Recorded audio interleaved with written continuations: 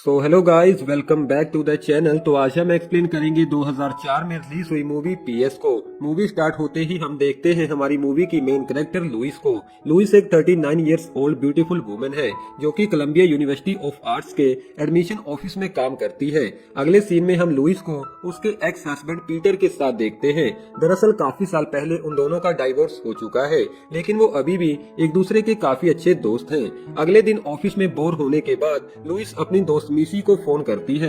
मिसी लुइस को बताती है कि उसका रिच हस्बैंड मार्क्यूस उसे इग्नोर करने लगा है और अब वो किसी और के साथ एक सीक्रेट अफेयर चलाने के बारे में सोच रही है। वो साथ ही लुइस से ये भी कहती है कि मैं तुम्हारी तरह नहीं हूँ। ये सुनने के बाद लुइस काफी अकेलापन महसूस करने लगती है। तभी उसे ऑफिस में एक एडमिशन लेटर मिलता है जिसके ऊपर लिखा था एप्सकोड। दरअसल लुइस हाई स्कूल में एक लड़के को बहुत पसंद करती थी और उसका नाम भी एप्सकोड था, लेकिन 20 साल पहले एक एक्सीडेंट में उसकी मौत हो गई। अब लुइस उस लेटर को ओपन करने के बाद उस लड़की एप्सकोड को फोन करती है और उसे कहती है कि मैं कोलंबिया आर्ट्स यूनिवर्सिटी के एडमिशन ऑफिस से बात कर रही हूँ। साथ ही वो एप्सकोड से ये भी पूछती है क्या तुम अपने लेटर में अपनी स्लाइड्स डालना भूल गए थे। एप्सकोड के हाँ कहने पर लुइस उसे कहती है कि मंडे को मैं तुम्हारा इंटरव्यू लेने वाली हूँ, तो तुम अपनी स्लाइड्स को भी अपने साथ ले आना।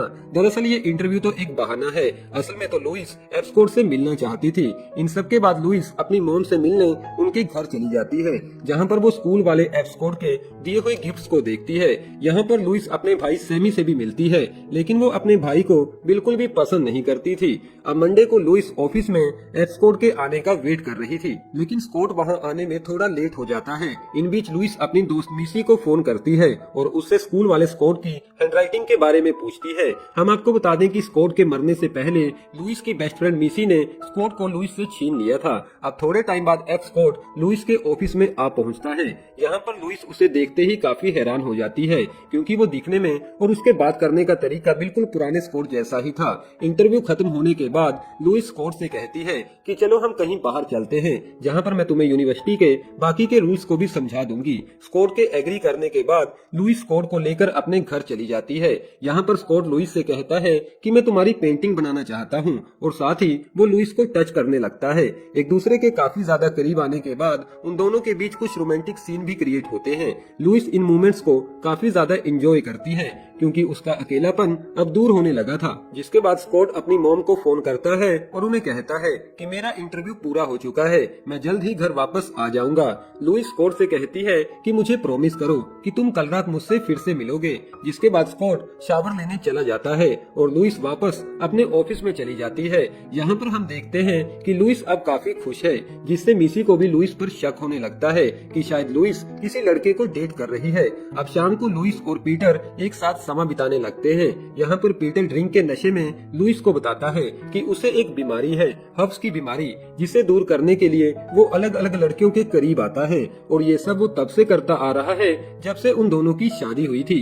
ये सुनने के बाद लुइस काफी ज्यादा सैड हो जाती है और पीटर को अपने घर से बाहर भी निकाल देती है। अब अगली शाम स्कॉट लुइस से मिलने उसके घर आता है, जहाँ पर वो देखता है कि लुइस काफी सैड थी। स्कॉट के पूछने पर लुइस उसे अपने और अपने एक्स हस्बैंड के बारे में बताती है, तो स्कॉट लुइस से कहता है कि पीटर तुमसे झूठ बोल रहा है, क्योंकि उसे पता चल गया होगा कि तुम किसी और लड़के को डेट कर रही हो, और अब वो तुम्हें वापस अपने पास लाना चाहता है। इन सब के बाद वो दोनों डिनर के लिए एक रेस्टोरेंट में चले जाते हैं, जहाँ से वापस घर आने के बाद लुइस स्कॉट को अपने स्कूल वाले बॉयफ्रेंड के बारे में बताती है, लेकिन वो यहाँ पर स्कॉट को अपने बॉयफ्रेंड का नाम नहीं बताती। जिसके बाद फिर से उन दोनों के बीच एक रोमांटिक सीन क्रिएट होता है, और अगली सुबह जैसे ही लुइस नींद से जागती है तो वो देखती है कि स्कॉट वहाँ से जा चुका था।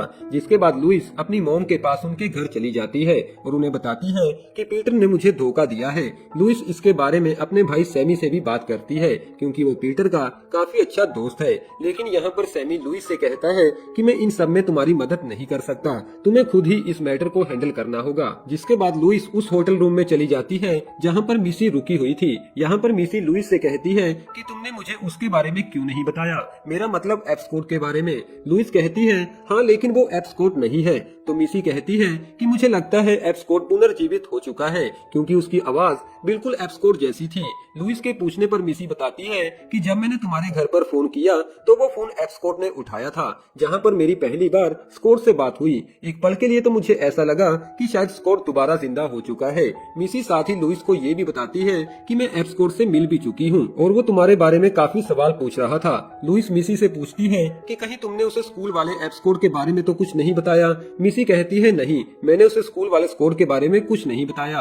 यहाँ पर लुइस मिसी से काफी जेलस फील कर रही थी क्योंकि उसने पहले भी एप्सकोट को उससे छीन लिया था और अब वो फिर से वैसा ही कर रही है। अब लुइस गुस्से में वहाँ से जाती हुई मिसी से कहती है कि मैं स्कोर को सब कुछ सच सच बता दूंगी। आगे हम देखते हैं कि एप्सकोट पहले से ही लुइस का इंतजार कर रहा था। लुइस के पूछने पर स्कोट कहता है कि मिसी ने मुझे कॉल कर बोला था कि तुम किसी इम्पोर्टेंट मैटर पर मुझसे बात करना चाहती हो। तो यहाँ पर लुइस स्कोट को स्कूल वाले स्कोट के बारे में बताती है जो कि दिखने में और उसकी हरकतें भी बिल्कुल तुम्हारे जैसी थी। तो एप्सकोट लुइस से पूछता है कि तुम्हें क्या लगता है मैं वही लड़का हूँ जो मरने के बाद दोबारा जिंदा हो गया। तो यहाँ पर लुइस एप्सकोट पर काफी ज्यादा गुस्सा हो जाती है, जिसके बाद एप्सकोट वहाँ से चला जाता है।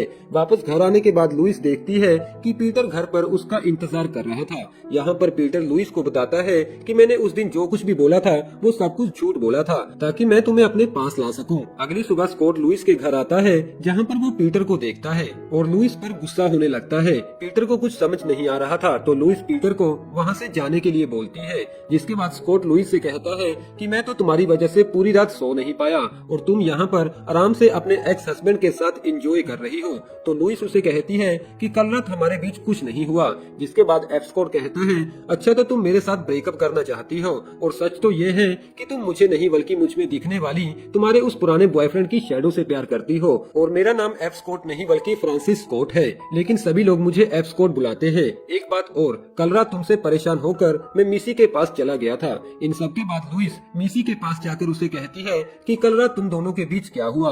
तो मिसी लुइस को सब कुछ सच सच बता देती है और साथ ही लुइस को एडवाइस देती है कि तुम्हें लाइफ को कॉम्प्लिकेटेड बनाने की जगह उसे एंजॉय करना चाहिए। जिसके बाद लुइस पूरी तरह से चेंज हो जाती है और काफी खुश रहने लगती है। लुइस पीटर से कहती है कि हम दोनों कभी भी एक नहीं हो सकते, तुम्हें इसे एक्सेप्ट करना ही होगा। जिसके बाद लुइस एप्सकोट को उसका ज्वाइनिंग लेटर देती है और उसे कहती है कि यूनिवर्सिटी ने तुम्हारे काम को देखते हुए तुम्हें दिया है। जिसके बाद आखिर में वो दोनों एक दूसरे को किस भी करते हैं और अपने रिलेशनशिप को कंटिन्यू रखते हैं, जहाँ पर हमारी ये मूवी खत्म हो जाती है।